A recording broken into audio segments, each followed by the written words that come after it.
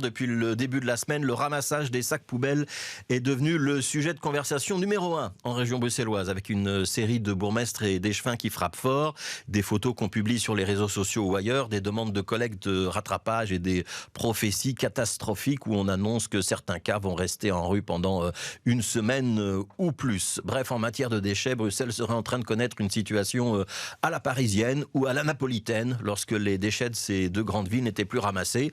À Paris, il y a quelques mois, à cause d'une grève des éboueurs, à Naples dans les années 2000, précisément en 2007, lorsque les décharges étaient saturées, faute d'infrastructures suffisantes. Bref, on ne serait pas loin de l'alerte enlèvement sac poubelle. Bon, honnêtement, on n'en est pas là.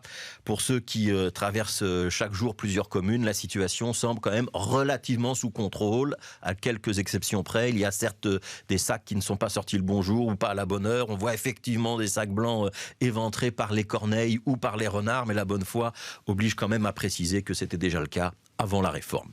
Qu'il y a toujours eu un problème de poubelle sorti le mauvais jour et mal protégé, et que les sacs plastiques à l'odeur alléchante à portée des animaux, c'est évidemment pas ce qu'on fait de mieux dans certains quartiers. Alors faut-il laisser le bénéfice du doute à cette réforme des collectes? La réponse va être très politique.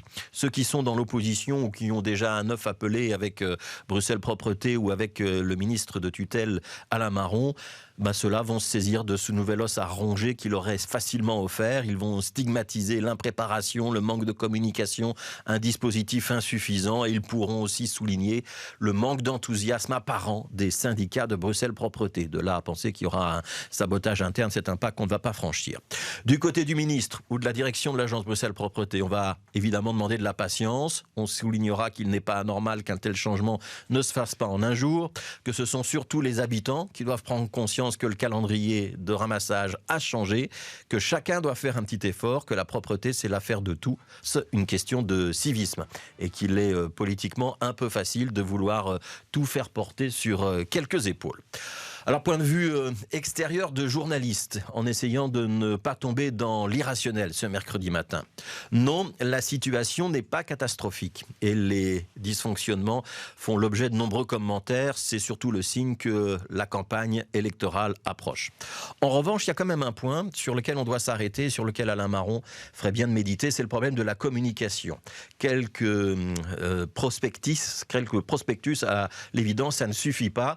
Quand on veut faire connaître quelque chose à tous les Bruxellois, il faut mettre le paquet, des spots à la télé, à la radio, des affiches sur les bus, des distributions de tracts sur les marchés, des vidéos sur les réseaux sociaux. On n'a rien vu de tout ça. Si on veut faire circuler une information dans une population aussi diversifiée et éclatée que la région bruxelloise, il faut un dispositif conséquent, une communication massive pour toucher tout le monde et des communications ciblées pour entrer dans chaque quartier, chaque communauté. Ça a un prix que visiblement on n'est pas toujours prêt à payer.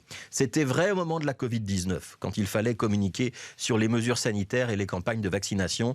C'est vrai maintenant pour les sacs poubelles et ça risque de l'être encore pour d'autres dossiers à l'avenir.